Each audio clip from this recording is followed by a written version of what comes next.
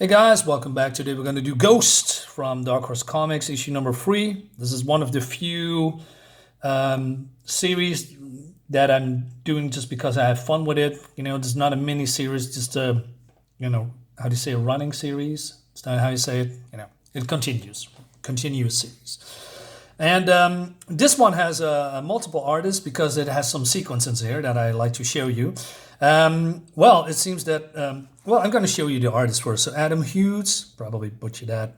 Paul Gunan, no, that's the inker. Casey Jones, yeah. Even Tom Grummett, nice. And some other creators as well. So it seems that our heroine is captured by a devil. And the devil is rattling. And he says, now here's a puzzler. Does one say, welcome back to the world of the living, to a ghost? So she is in chains made by jade. So it seems, like I said, I don't know all the whole history, although I believe this is volume 1. Maybe we're going to explain why she cannot face through jade. Maybe that's one of her weaknesses. And he calls himself Cameron Nemo. He hasn't done a name before. Where does he come from? I believe from hell, or maybe he's a demon. Maybe he's not a demon. Who knows? Anyway, but he has a fascination for ghost here. And she says, who the hell are you? I'm everything you hate, everything you fear. I'm your father, your brother, your son, your lover. And then something happens, like reality is warping. Yes, as you can see here. And then we see not Shang-Chi, called King Tiger, who is a kung fu master.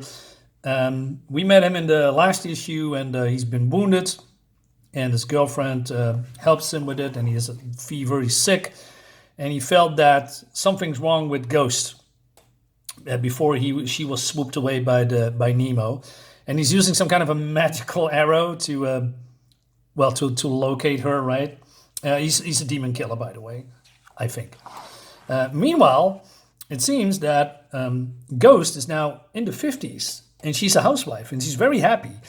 And she is here in the kitchen, and she makes sure everything is clean and cooked, and because it's important to her that Nemo, her husband, is happy. And I'll do anything for him. I pray for him to come home happy every night. Still, I pray he won't find something wrong and leave. It would kill me if he left. What would I do? Where would I go? Sometimes he gets so angry at me. Don't get me wrong, it's not his fault he's got a temper. He can't help it. Man can't help a lot of things. The dialogue's pretty good. I just wish they never hired Nadine at this office. He can help it if she wears that perfume, that smell of vanilla. It even makes me start to imagine things. He can help it if she wears those dresses like in a magazine, so he can see right down the front when she bends over to give him a memo. One time I got a little bit crazy, tried to be more like her. I fixed my hair different, did a striptease for him with one of these, virginal dresses he always buys me, but he got angry, told me not to act stupid. So now I stay the way he wants me. And then he's complaining about the food. He says, have we been using bland cookbook again? Don't we know about the bland cookbook now by now, honey? She says, no, please, I will cook again. But then adds, probably beats her, right? And then one time she's a little bit fed up, and she's, tried to poison him.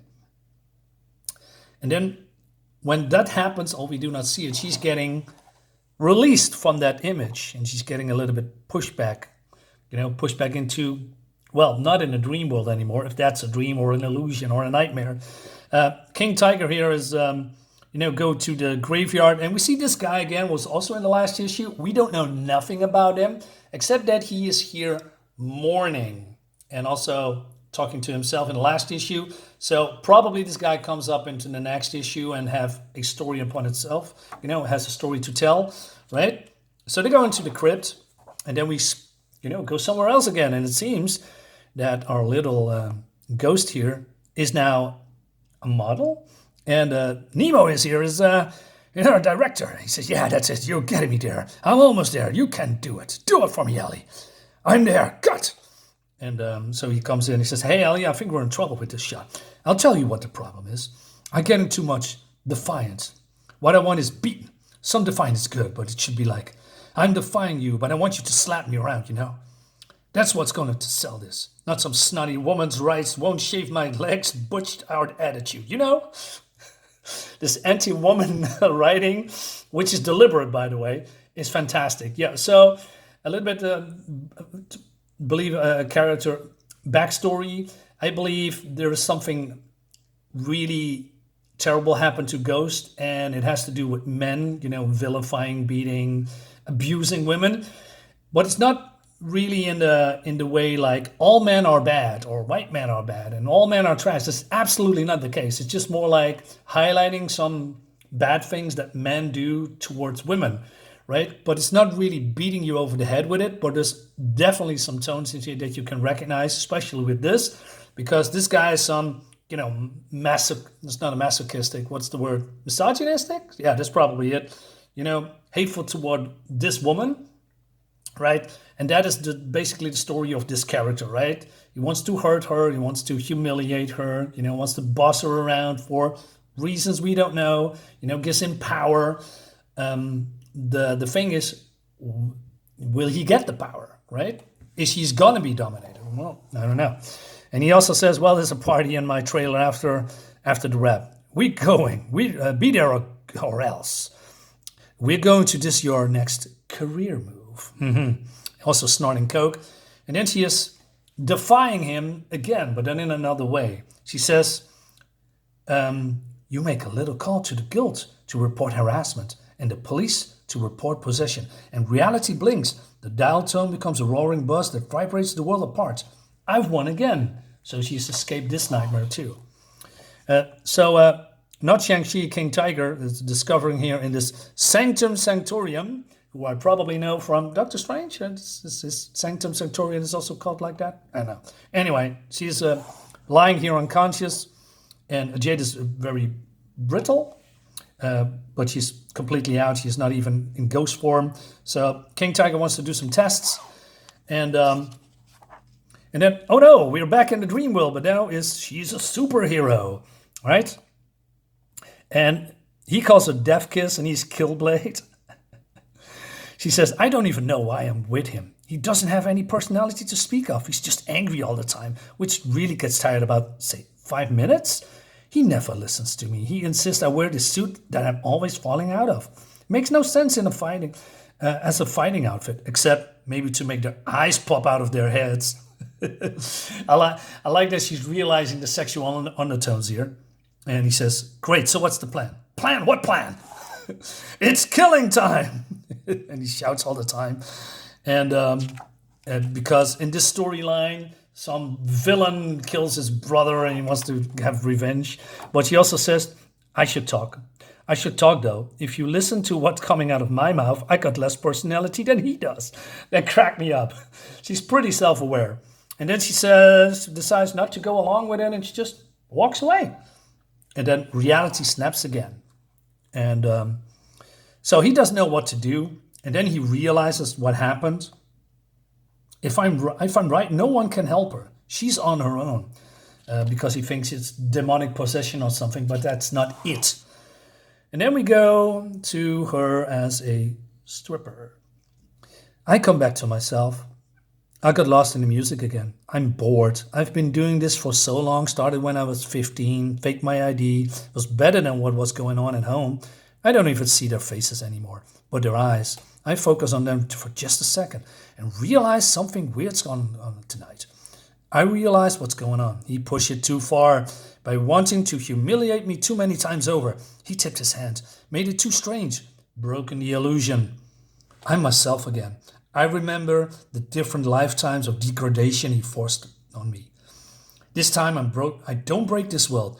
This time I'm staying in and fight him face to face in his own territory. So she grabs, this cloak and, becomes Ghost again. And then she's basically fighting him.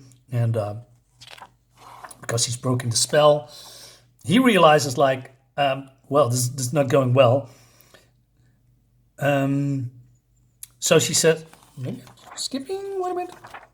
Yeah, basically she says, he doesn't know that this is the only about what he is feeling, right? What a man feels when he looks at a naked woman he doesn't even care about. He thinks that is power. He doesn't know it's all inside himself. It doesn't matter how much humiliation forces on me. If I know who I am, he can never change me, no matter what he sees. So he says, oh, Eliza, didn't you think a little game was fun? Admit it. Didn't you get at least a little bit excited by all the humiliation? Some women enjoy that sort of thing. Seek it out, even. Spend their whole lives living it. And she says, dream on. And so she's knocking him out and says, you have no power here. Then she opens up a portal and throws him back to hell, because this is the portal that she's going to teleport when, well, going from one place to another. She needs to go to a part of hell to do that. And so yeah, she knocks him into hell. I seal it shut. Try to make myself forget. I never use it again. I'm definitely sure we're going to see this guy again. If you walk through hell, you let out the demons. And then she wakes up. And he says, it's you, King Tiger, thank you. So, or Tiger King. And he says, it's King Tiger, and save the things until you hear what I've got to say. When you jump space, you don't go anywhere. It's a construct your mind have invented to keep you from going insane when you warp. The hell image, the demon, the whole thing. It's your own invention. You created it. It's your baby.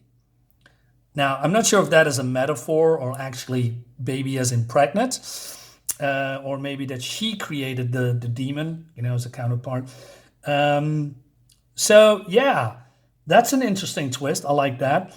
But I'm not sure, maybe I'm a little bit confused, or maybe I skipped over, because he says no one can help her. She is on her own if she is right, because he says, I know what's happened.